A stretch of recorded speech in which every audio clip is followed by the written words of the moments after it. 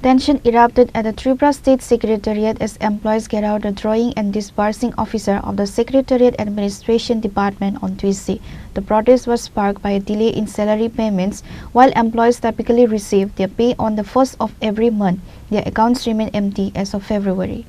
During the standoff, the DDO clarified that the department had completed all necessary paperwork and forwarded it to the Treasury. Investigations revealed that the bottleneck was not at the administrative level but rather due to technical glitches at the bank level after the Treasury released the funds.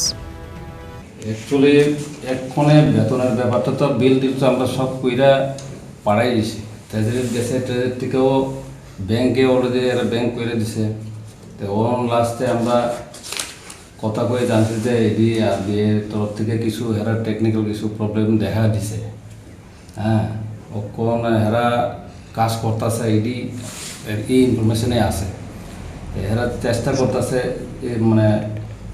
Immediately এরা solve করানোর লেগে চেষ্টা করতেছে এটাই আমার কাছে information আমরা সেক্রেটারিতে তো মানে কেবল হয়েছে না ইডি তো সাধারণত 1 তারিখেই তো বেতন বিজ্ঞা যায় এর মধ্যে 1 তারিখ তো রোববার আসলো এরপর 2 তারিখ হওয়ার কথা 2 তারিখ হয়েছে না তখনই আমরা যোগাযোগ করার পরে আমরা তরফ থেকে কোনো কিছু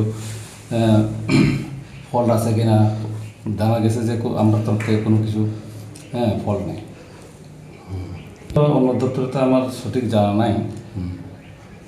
Pure report, Chini Khara.